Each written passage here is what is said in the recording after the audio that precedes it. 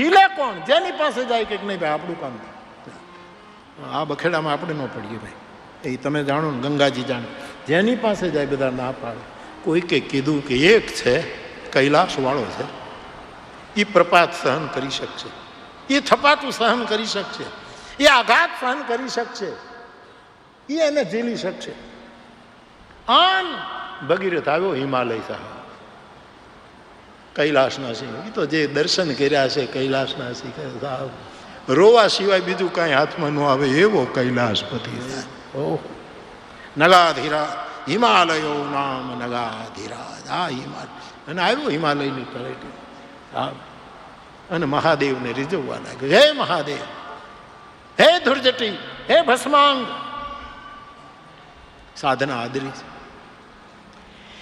અને મહાદેવ પ્રસન્ન થયા છે.